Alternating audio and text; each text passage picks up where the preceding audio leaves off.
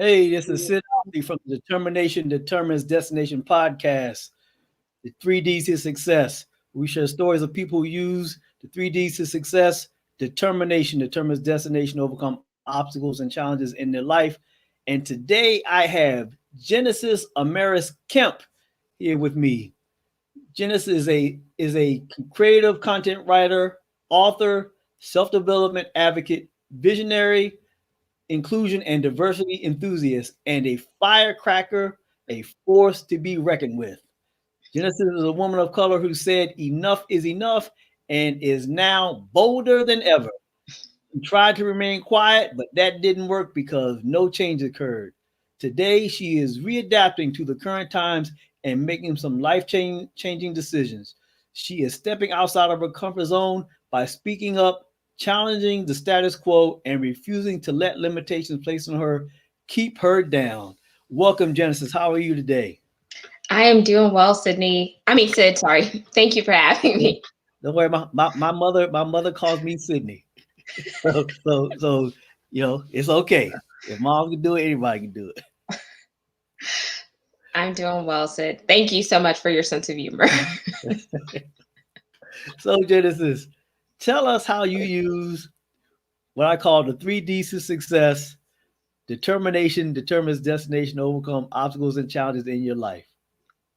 So, with me using the 3Ds, so first it starts by me wanting that determination to go further than my ancestors, having that determination to go further than what people have told me that I couldn't do. So, overseeing those as just roadblocks and not letting those roadblocks deter me from reaching my end goal. That's part of my determination.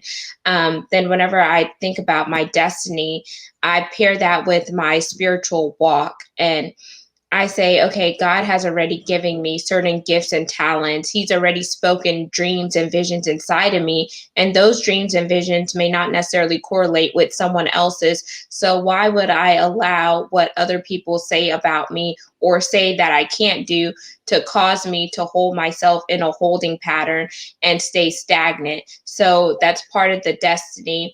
So you definitely have to have that determination in order to be with you along the way to your destiny.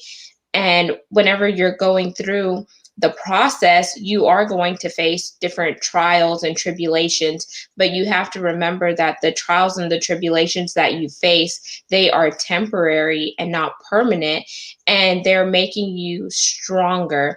So there are various trials and tribulations that I faced along my way.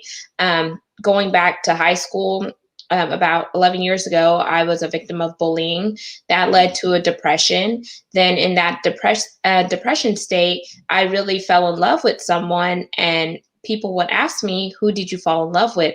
And I said, I fell in love with myself because I started to see myself for the woman and the queen that God had already ordained before He formed me in my mother's womb.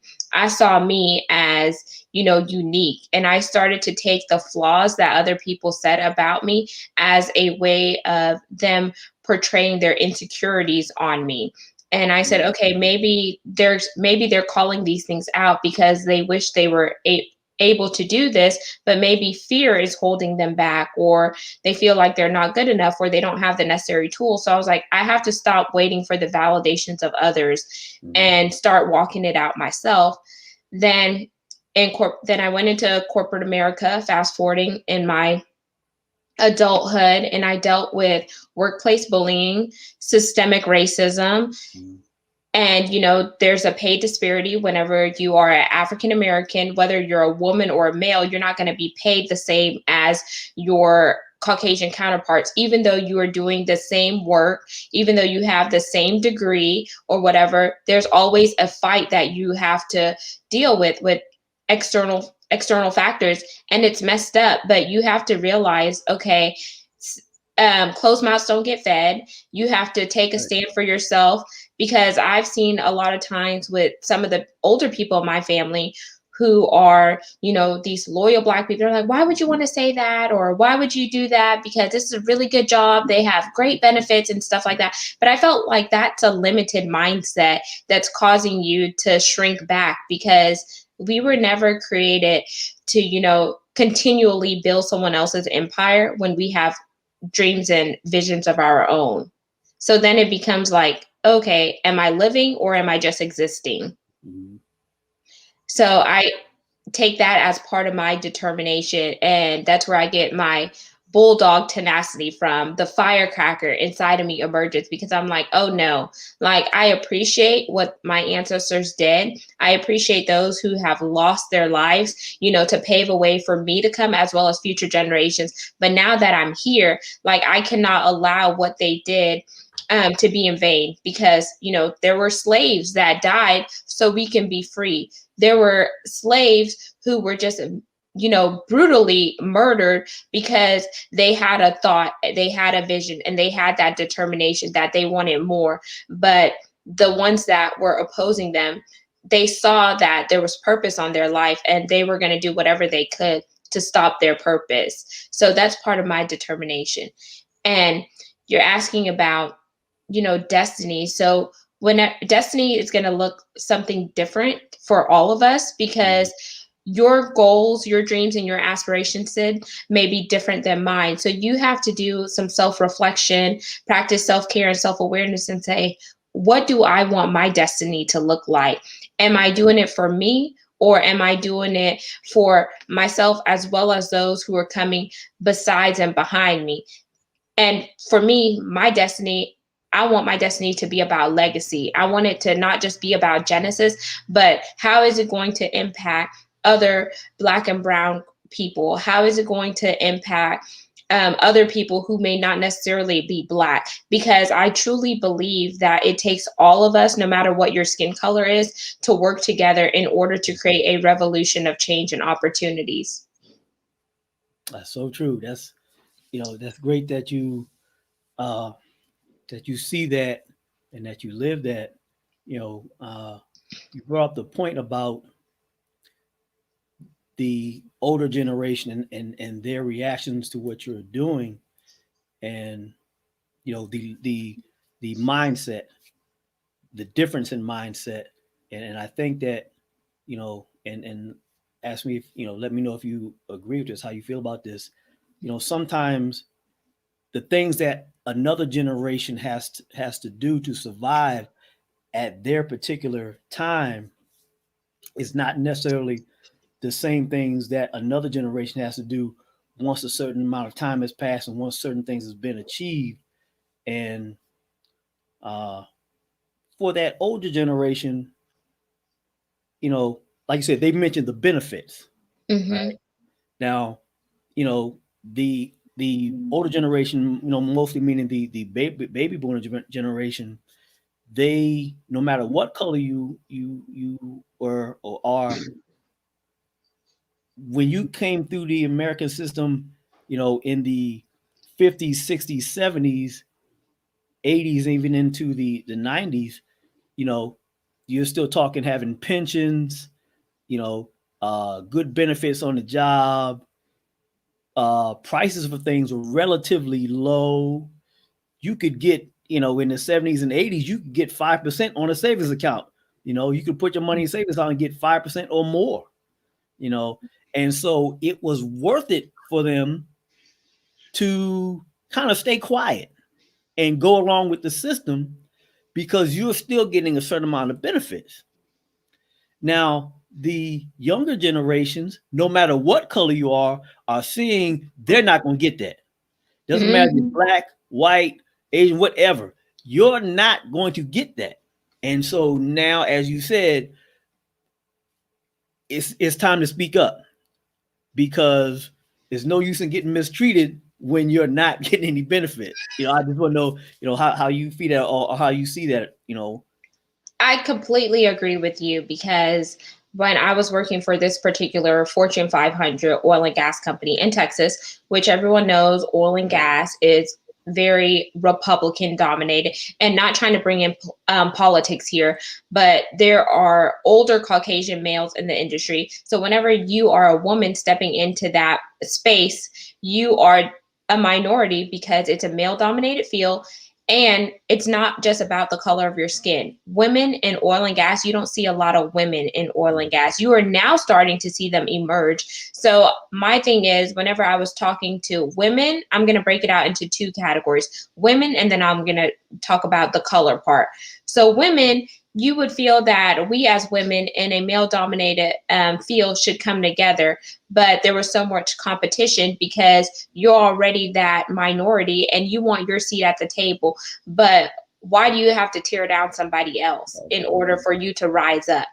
And then whenever you factor in color, okay, if you are a colored woman in oil and gas, it's another strike against you, or it's another barrier that you have to overcome. So going back to your statement, I completely resonate with it, because sometimes I would go to the older African American women that were there in oil and gas, which was, surprising, because you're already, from that baby boomer generation, you're already an African American woman, so you're already breaking the barriers. So if you could just, help me out or give me the roadmap, but then you're telling me, oh, be quiet, don't say this, I've worked here for 30 years and so much. I feel like, okay, so how much longer are you going to shrink back and allow these people to disrespect you? Sure, they may not be, outwardly disrespecting you, but there are subliminal ways that they're disrespecting you by the microaggressions that they have,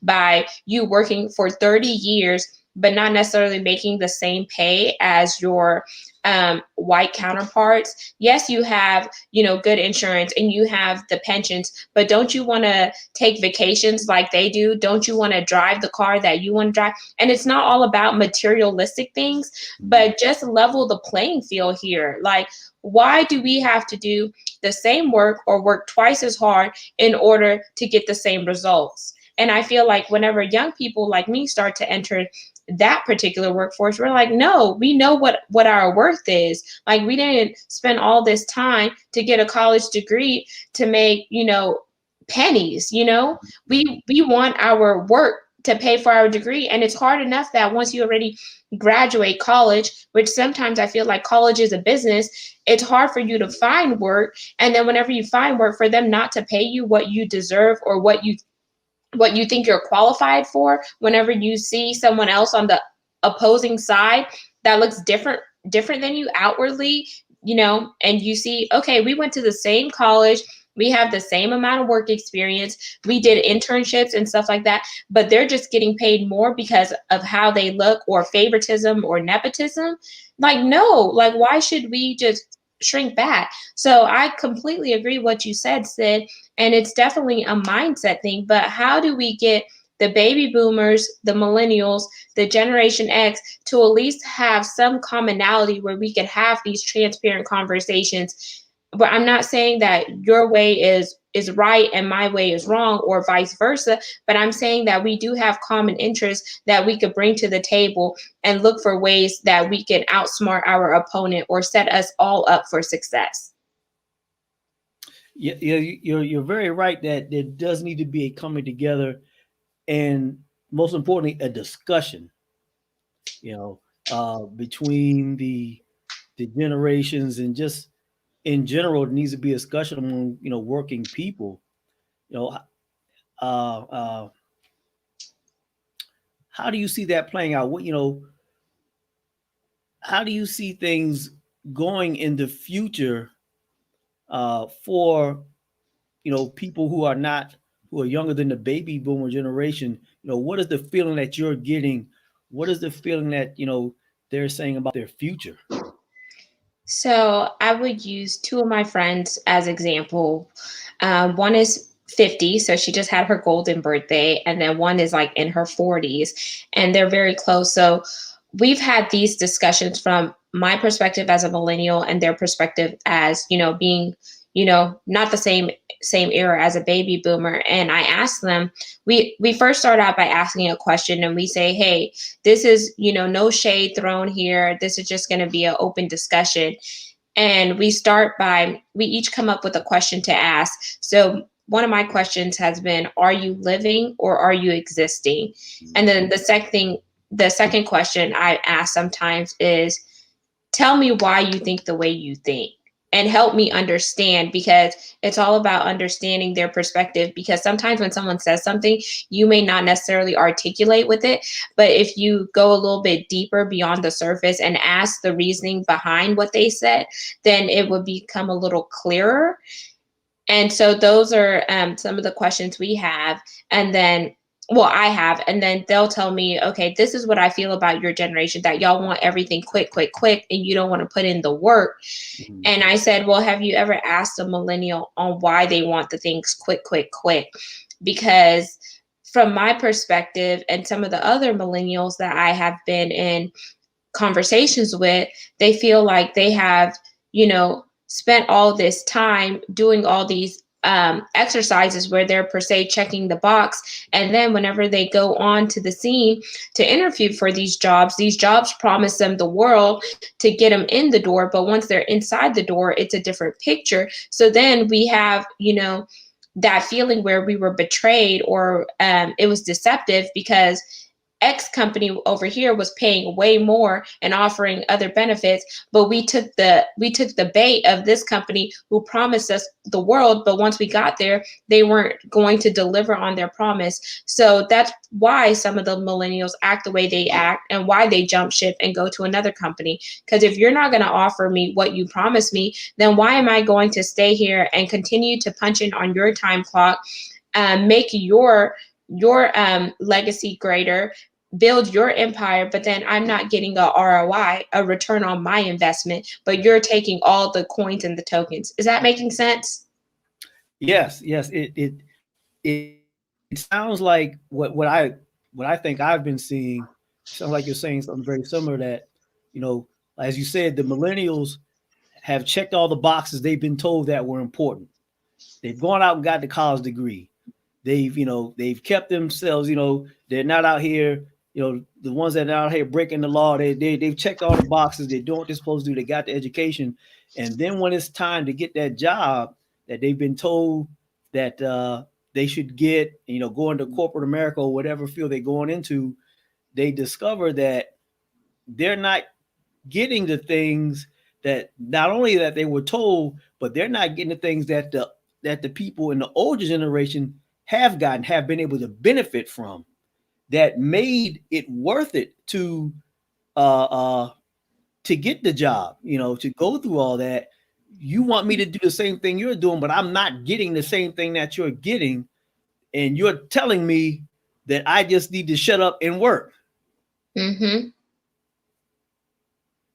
You know, uh, uh, and that goes back to what you're saying.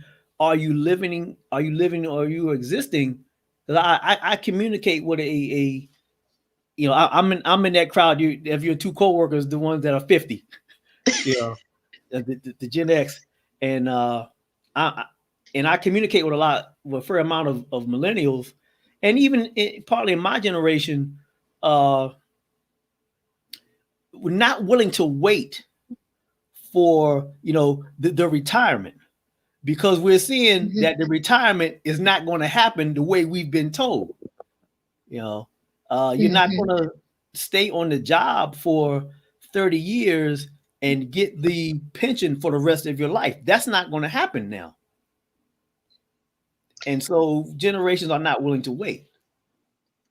And I want to interject really quick there, since you're in my friend's bucket. One thing that one of them told me is, she said like this, baby, sometimes y'all want to chase the money bags, but there's other ways to get the money. So she's like, seeing what I've seen now from older people as well as younger people, you guys are doing things to circumvent the system. You're going into entrepreneurship, you're building your own wealth, like you're looking at other things that are, are resources. And so not necessarily are y'all staying at a place where you think that you could break the glass ceiling, but you yourself personally are breaking the glass ceiling when you're willing to step out on faith. Yeah. And one thing that really resonated with me that she said was, sometimes you have to get uncomfortable in order to walk out.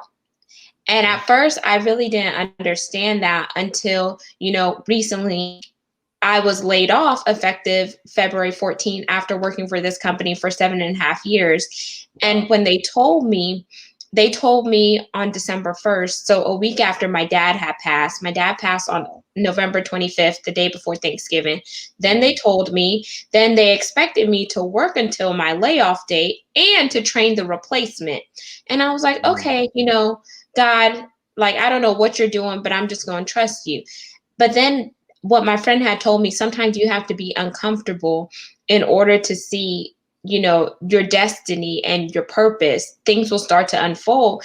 And now that I'm actually going through a layoff, I'm like, okay, God, it was a blessing that that door shut, because now it's pushing me further into my destiny. It's pushing me further to determine what I want for Genesis and what I want the other generations who are coming besides and behind me to look up and see me as a role model. Because this company, they didn't make me, but they didn't break me either. I'm still here and I'm still me.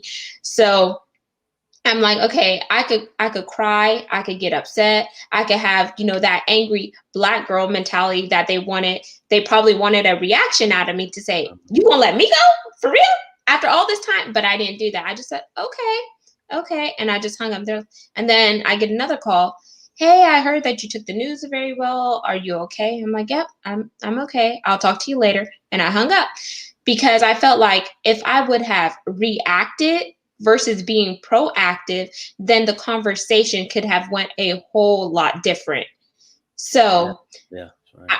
I really resonate with having those older people in my circle who give me little deposits, here and there, but then I'm not able to fully, correlate the deposits until I'm walking into my next season where I'm going through something similar. But once I'm in that season where I'm walking through it, then I'm able to make withdrawals from the deposits that were given to me over the time. So I always tell people, be mindful of who you have in your circle. Be mindful of the feedback that you're getting, because it may not be applicable to you in that moment, but let it be a seed that was planted. And while that seed has been planted, it's going to go through a process. And when the time is right, you're going to reap a harvest. So I didn't reap a harvest monetarily from that seed, but I did reap a harvest in the sense of wisdom and some knowledge, because she cared enough to tell me sometimes you have to be uncomfortable in order to walk things out. And you may not always understand why things are happening for you, but to you, but they're happening for you. And things will be manifested as things go on. That's right. You're exhibiting, the perfect determination to determine your own destination. Oh, I saw these little comments pop up. My friend's watching The Rules of a Big Boss. Big boss is on it. Big boss. Who's big boss? So her name is Haley Moon. She is 13 years old. I met her and her father on Facebook through another friend, and her dad is Diedrich Moon, and they are a phenomenal father and daughter duo. So Haley wrote her first book at 12, and it's called The Rules of a Big Boss. And she talks about, some of her journey, like overcoming bullying, overcoming sexual assault, how to practice self-love. And then her dad, he read my book, and that he said the stuff that he read in my book has imparted on him so much that he said, okay, it's time to tell my story of corporate America and how I was done and some of the things that I endured. Who I think maybe he may be in your bucket. He may be in that Gen X. And it was just incredible. So just having them in my corner and just, having different people that you could take insight from is amazing, because just because someone may not be in your age group or they may not have gone through the similar things that you went through does not mean that what they have to say is invalid. We have to, open our mindset and be willing to listen to other people that may not necessarily come from our same walk of life, but everyone who has been blessed to be in your pathway. is there for a reason and a season, whether they're to teach, whether they're to challenge you to come up higher, whether they're there to plant seeds or whatever the case may be. So I'm just so grateful that Haley, and I think maybe her dad's with her, were able to tune into this line. Oh, that's him. Okay. Yep, I'm Gen X. Hey, Dietrich. Look. Yeah, I was just gonna say, Big Boss and Dad, contact me. Y'all sound like y'all would be good podcast guests. Contact me so we can talk. Yes, I could create a group chat too for y'all too afterwards, because I'm all about connecting people. We all out here can have a seat at the table. All right, that sounds great. And you mentioned your book, so let's talk about that book. Plug that book. Okay, so my book is Chocolate Drop in Corporate America. But before I tell you more about the book, I want you to take a look at the cover and tell me what you see. Oh yeah, I see that. Yes, I see a couple of sprinkles in there. Okay. See 2 sprinkles. Look like I see it. Okay. Look deeper. Look at the cover. What do you see by your first glance at looking at the cover? Yes, I see a beautiful black woman up front. I see a whole lot of other people around. See the world in the back. Uh-huh. I can't see anything else. Okay, so let me break it down. So the world, that's a good thing that you called out. The world is there to represent that issues don't just happen in America, but they can happen worldwide. But we just have to be open-minded to talk about those issues, because the same thing that we're going through here in America, other people are going through it around the world. Then the different people you see, yes, there's 2 chocolate drops there, and then there's also people from other ethnicities and other career professionals to let people know that inclusion and diversity doesn't just start with one. It starts with all of us. But let's not forget about equity. We have to have equity in order for diversity and inclusion to thrive. So no matter what industry you're in, whether it's construction, finance, medical, radio, we have all been slighted in one way or another. And the slight could be ageism, sexism, nepotism, discrimination, whatever the case may be. We all have went through something that was unfair or wasn't right. But the thing that will make us be the change, as for others to see the change, is to talk about where we have been slighted and what that looks like and what we can do to work together in order to circumvent that and prevent it from happening again. So some people ask me, why is your book called Chocolate Drop in Corporate America? And I tell them, because I was that chocolate drop in corporate America. I wanted to say Hershey Kiss, but I didn't want to be sued by the Hershey company. But I wanted to use chocolate drop because I am grateful for the melanin of my skin and how I'd look. Because had it not been for me being that one chocolate drop or the only Black person on the various teams I was on, then I wouldn't have, the unction and the fire to fuel the rest of the flames in order to write this powerful book to help other chocolate drops walk it out and really say, okay, if Genesis could do it and if she could be bold and share her story, then I could share mine too. And then the subtitle says, From the Pit to the Palace. Sometimes we have to go through the dark seasons and the hurt, the depression, the sickness, the feel like you're not good enough in order to appreciate the light. And that light could be the time that, the pressure was just weighing down on you so heavy, but it didn't break you, but it refined you. It made you bolder. It made you courageous. It gave you a glimpse into your destiny. It allowed you to walk out your destiny. It gave you that determination that you needed in order to get over the obstacles and the hurdles that people thought were going to break you, but they didn't break you, but they made you stronger. They made you feel like, I'm that king, I'm that queen, and I'm walking into my rightful place. So I tell people I'm very intentional with my book, and I'm very passionate about it, because this is not just a one-hit wonder. It's a movement. This book is going to be the foundation that allows me to unlock some of the doors, to go into the spaces, to talk about what is inclusion and diversity, what is equity, what should it look like, because so many times I felt like working in the corporate sector for a total of 15 years. And out of those 15 years, I spent 11 and a half of those years in oil and gas. And out of those 11 and a half years, I spent 7.5 years at a big Fortune 500 company. So I had the smaller company and then I had the big fish company. But I realized that no matter where you go, there's always going to be something that is not right. So how much longer are you going to just say, oh, let me just let bygones be bygones? It is what it is. No, there is a time where you have to wake up and say enough is enough. There is a time where you have to say no more. There is a time where you have to say, you know what? I'm here for a purpose. So it's time that I walk it like I talk it. Sure, we could talk about it amongst our each other, like you and Sid. Sid and I, we could talk about it, but what are we doing to create the change? What are we doing to push the needle a little bit further? What are we doing to make deposits in order for other people that are coming behind us and besides us to make those withdrawals? That's awesome. Yeah. What are we doing? And like you said, your book is something that is very important that contributes towards doing something about it, having this discussion. The big boss and her father, discussions like that, meeting people like that adds to creating solutions.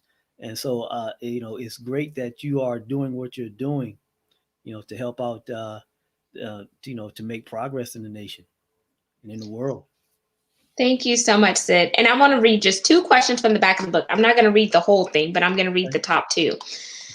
And I want you to think about it. I'm going to read them, let it marinate, and then I want you to tell me what you think about it. Okay. So, what challenges in the workplace have you encountered that left you feeling as if you were mistreated? That was question 1. Question 2, have others who were unqualified seemingly pass you by in the ranks? Yeah. Yeah. Yeah. I've seen and experienced some, both of those.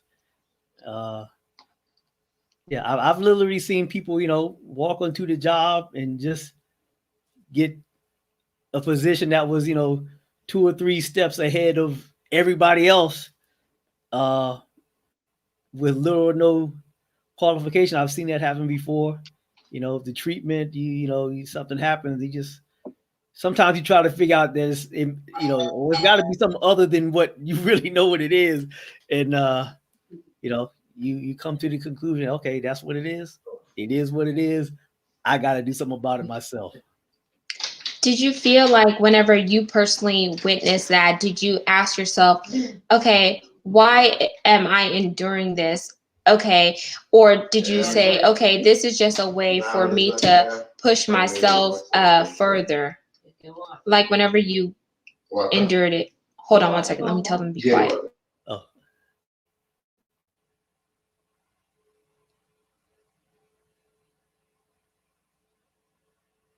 Sorry. where you we talked about that. You just got in, huh?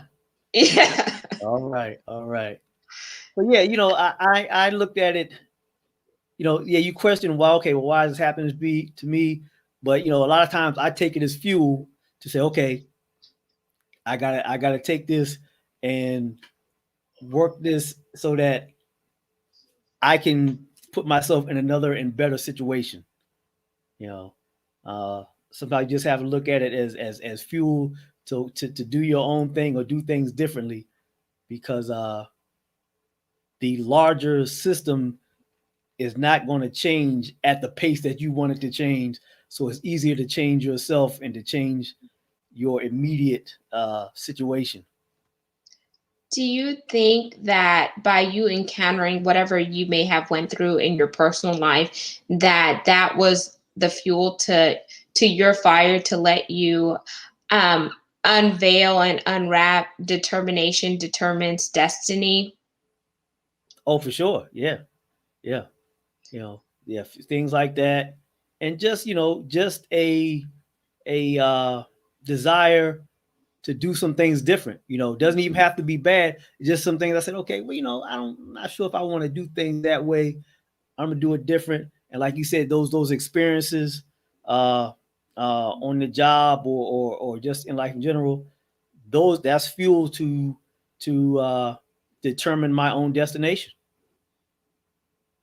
That is incredible. I am so glad you have a platform that is so powerful with the 3Ds, because there are so many people out here that need to know what their determination is and how it determines their destiny.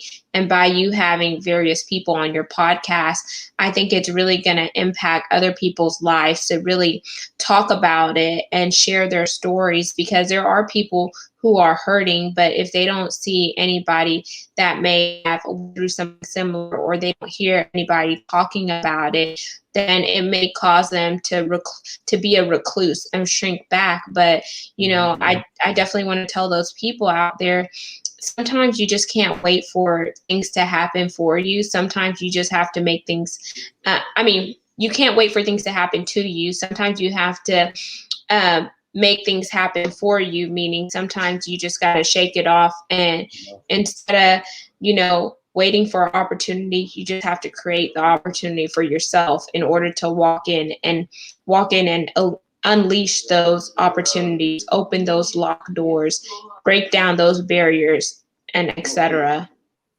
That's right. That's right. It sounds like that's what you're doing, and that is awesome that you've taken those steps. So as we wrap up, Genesis, plug your book one more time. Let people know how they can get in contact with you.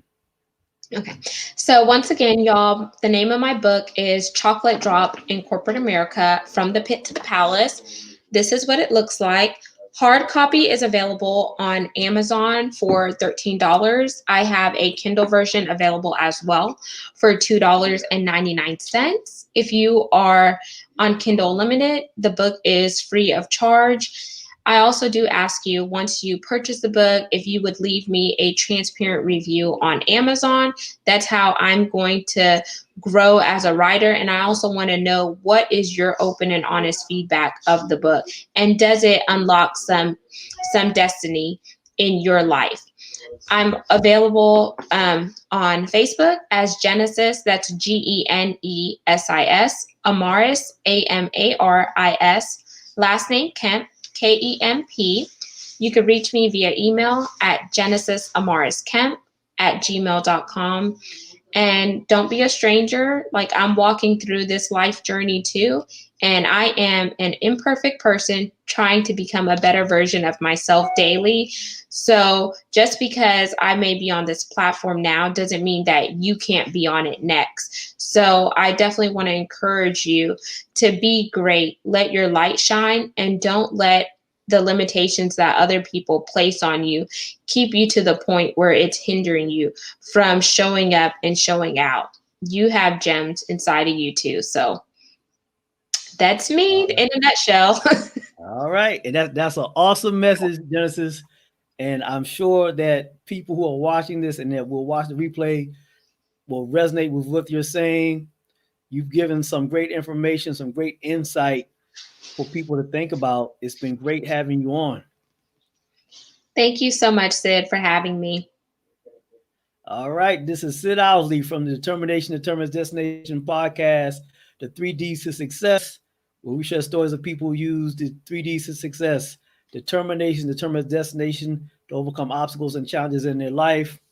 Go to my website, sidowsley.com, to pick up a free gift about your goals and values. Also, check out the YouTube channel, the 3Ds to Success. Subscribe, comment, and share. Have a great day, and I'm out.